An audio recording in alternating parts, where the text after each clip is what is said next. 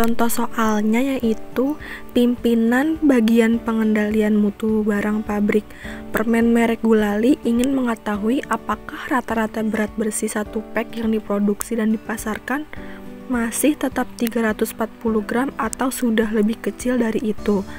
Dari data sebelumnya, diketahui bahwa simpangan baku bersih per pack sama dengan 120 gram. Dari sampel 60 pack yang diteliti, diperoleh rata-rata berat bersih 280 gram. Dapatkah diterima bahwa berat bersih rata-rata yang dipasarkan tetap 340 gram? Ujilah dengan taraf nyata 5%.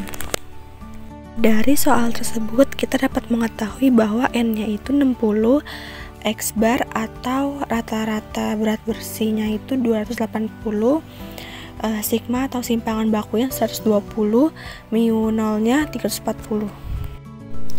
Nah, langkah selanjutnya yang pertama itu kita mencari formulasi hipotesis.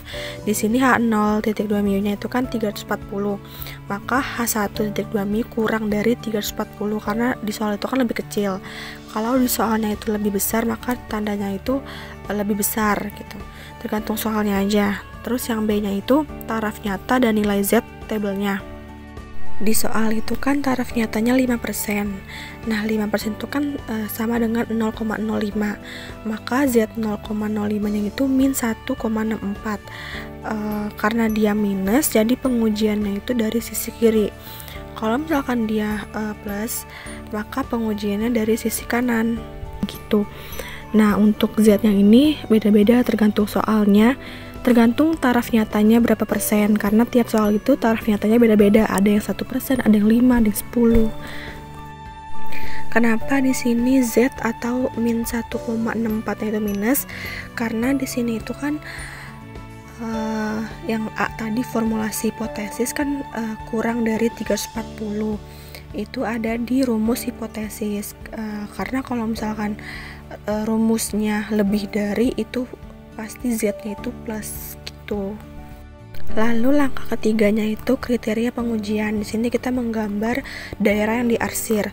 Karena tadi Z-nya itu hasilnya minus 1,64, maka yang diarsir itu bagian kiri, sisi kiri.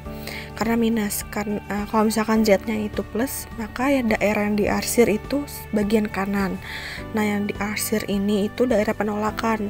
Sedangkan yang tidak diarsir itu daerah penerimaan gitu. Di sini keterangannya itu H0 diterima apabila Z0 itu kurang dari min 1,64, H0 ditolak apabila Z0 lebih dari min 1,64. Dari pernyataan berikut kita dapat mengujinya dengan uji statistik.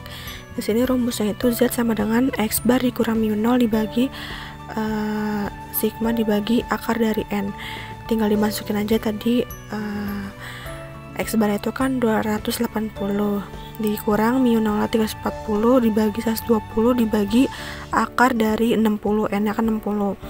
Terus tinggal dihitung aja, jadi di sini hasilnya itu min 0,53. Yang terakhir itu kita membuat kesimpulan.